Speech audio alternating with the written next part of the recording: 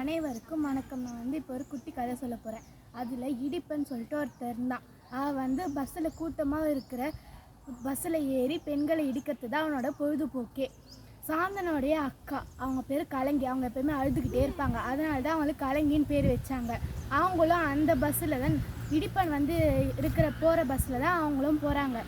இடிப்பனை நினச்சி தினமுமே கலங்கிக்கிட்டே இருப்பாங்க கலங்கி.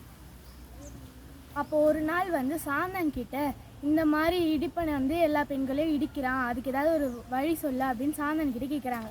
அதுக்கு சாந்தன் சொல்கிறா, உன்னால் மட்டும்தான் முடியும், அவன்கிட்ட இருக்க சிறந்த பண்புகளை நீ தான் உணர்த்த வைக்கணும் அப்படின்னு சொல்கிறாங்க. அதுக்கு யோசிச்சாங்க கலங்கி.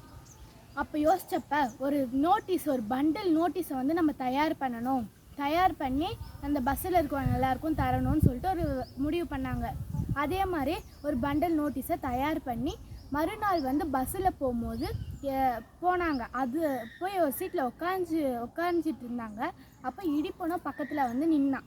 அப்போ பக்கத்தில் அந்த முதியோருக்கு அந்த சீட்டை கொடுத்துட்டாங்க.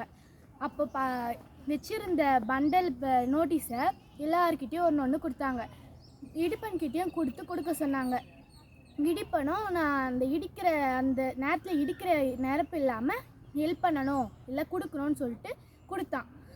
அதில் என்ன எழுதியிருந்ததுன்னா, ஒரு விதிகளை எழுதிருந்து, சில விதிகளை பஸ்ஸிலலாம் எப்படிலாம் போகணும், என்னென்ன விதிகள்னால், நம்ம சரியான சில்லறையை தரணும், ஜன்னல் வழியாக எச்ச துப்பக்கூடாது, போகிற பஸ்ஸில் ரன்னிங்கில் ஏறவோ இறங்கவும் கூடாது, புகைப்பிடிக்கக்கூடாது, முடிஞ்ச அளவுக்கு யாரையும் இடிக்காமல் இருக்கணும் அப்படின்னு விதிகளை இருந்தது. அப்போ அந்த பஸ்ஸில் இருக்க எல்லாரையுமே கலங்கிய பார்க்குறாங்க. சின்ன பொண்ணாக இருக்கா, இவளுக்கே தெரியுது நம்ம இந்த விதிகள்லாம் கடைப்பிடிக்கணும்னு நினைக்கிறாங்க.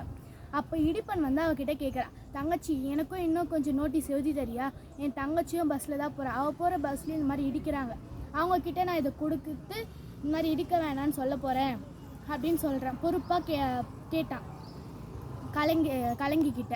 அதுக்கு கலங்கி ஒரு பாட்டு பாடினான். நீயும் நானும் சண்டை போட்டால் காயும்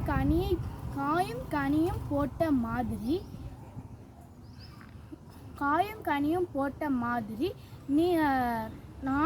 நீயும் நானும் சேர்ந்தா தேன் சுவை போன்று ஆவோமே அப்படின்னு சொல்லிட்டு பாட்டு பாடிக்கிட்டே அந்த பஸ்ஸில் போகிறாங்க. நன்றி.